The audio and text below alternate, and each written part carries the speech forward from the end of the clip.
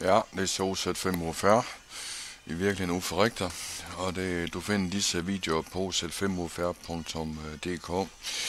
Den sidste ting, vi skal i gang med her, er sådan set backup.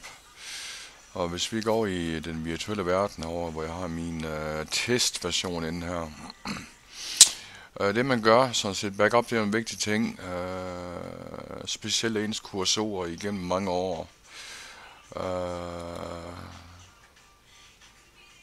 Man klikker sådan set herude, og højre klikker, og så skal man gå op på options, det skal man ikke, ned på file, og backups, og så gå ned på option. Det her det er rigtig vigtigt, det her man får lavet noget her. Hvis vi siger herude på skrivebordet, at vi højreklikker, nu skal jeg prøve at jeg kan finde ud af at lave en højre klik herude. Ny mappe. Og den hedder HRD backup. Så har jeg lagt den derude. Og den giver sådan set ikke helst på et andet drev, end hvordan det ligger.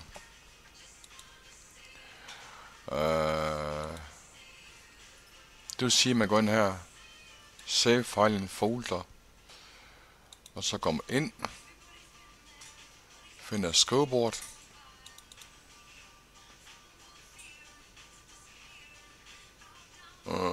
det vil den ikke lige rigtigt. Vi skal under bruger, og så UFE,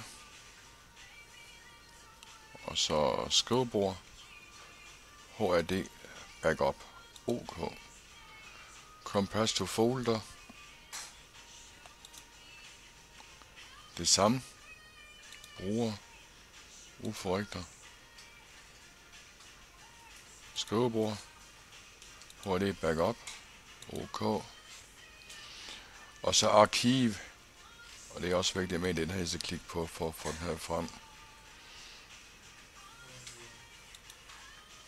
Og det var ikke, det var den der, ja. Godt. Computer. Local disk. Bruger. UFE. Skrivebord. HRD backup. Gem. Det vil sige dem tre ting der. Og så gør den on closing. Og det skal aldrig stå til, det gør den også default. Og så OK. Så jeg laver lige en backup, for en sikkerheds skyld. Så gemmer jeg det nye sted nu. Og det vil sige, at hvis vi går på skrivebordet og kigger herinde, så er det faktisk gemt det derinde der. Så det er jo genialt. Når jeg lægger en backup på plads, så vil jeg foreslå, at I tager jeres netforbindelse fra. På grund af, at det aktiverer. Fordi når den står aktiveret automatisk op til ham radio eller HRD log, så smider den alle sammen op igen. Så det vil sige, at hvis I får et problem, I har mistet alle jeres kursorer, Ctrl Alt, og Edit, Delete, Select Cursors, Records, Yes. Det var synd og skam. Det var måske mange år, som der forsvandt der. Men, vi tager backup. Og den tager automatisk backup, når du lukker ned. Så vi højreklikker herude. Gå ned til lookup, eller gå ned til file. Backups. Restore. Backup file. Og så finder jeg under skrivebord. Ind i HD backup. Og her I ser datoen den 22.10. kl. 15.27. Åbn. Restore. Yes. OK.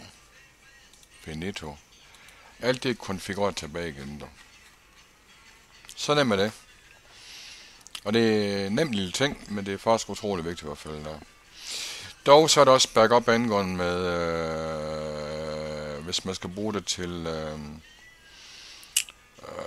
eksport til ADI-filer. Men det gør I altså på den måde her. Men der skal I trykke på Control, altså alle records de er med. Og så kan I sådan set bare lige eksportere det til en ADI-fil. ADI-only, eller hvad I skal bruge til, hvordan man læser det. Sådan gør man det. Det var lige alt i denne omgang. Det blev sådan set slutningen på det hele. Hvis I har noget rettelse til mig, hvis I synes, der er nogle ting, som der er helt tosset, kontakt mig. Og så vil jeg gerne lave nogle flere videoer. Hvis I synes om det, så kan I trykke på like og få oven på siden der. Så OZ5 slut for denne gang.